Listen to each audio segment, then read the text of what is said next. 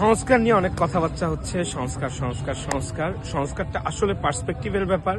এইখানটায় নাগরিকদেরও ভিজিলেন্সের বিষয় আছে, কারণ মূল যে 6টা সংস্কার কমিশন করা হয়েছে এর মধ্যে আইনের শিক্ষার্থীদের সাথে সম্পৃক্ত 2টো সংস্কার কমিশন খুব বেশি ওতপ্রোতভাবে সম্পৃক্ত। একটা হচ্ছে সংবিধান সংস্কার কমিশন, একটা হচ্ছে বিচার বিভাগ সংস্কার কমিশন।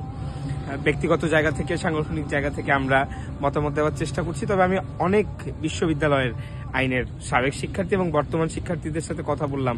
তাদের চিন্তা ভাবনাও আছে, সেটা আমি জানি।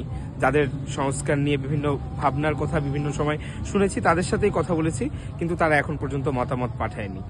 তো সংস্কারের জন্য আসলে আমার মনে হয় যে নাগরিকদের ভিজিলেন্স বাড়ানোর ব্যাপার আছে, এবং পাশাপাশি আমরা যাতে একটু সক্রিয় হই। আর এই সংস্কারটা দীর্ঘমেয়াদে যদি টেকসই করতে হয়, তাহলে নাগরিকদের সজাগ দৃষ্টি রাখার, অর্থাৎ ভিজিলেন্ট থাকার কোনো বিকল্প কিন্তু নেই।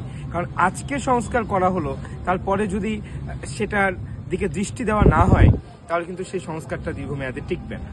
এবং আরেকটা সবশেষ বিষয় নজর দিব, সেটা হচ্ছে সংস্কার করবার পরে অনেক সময় দেখা গিয়েছে বাংলাদেশে নতুন সেবা চালু হলো, কিন্তু সেটার সুষ্ঠু এবং খুব ঠিকভাবে, সুন্দরভাবে, নিরপেক্ষভাবে পর্যবেক্ষণ এবং তদারকির অভাবে সেই সেবা কিংবা সেই ব্যবস্থাগুলো কিন্তু মুখ থুবড়ে পড়েছে। আমার মনে হয় সংস্কারকে বা যে কোনো সেবাকে বা যে কোনো পদক্ষেপকে টেকসই করতে হলে আমাদের এই দিকটায় নজর দেওয়া সব থেকে বেশি জরুরি।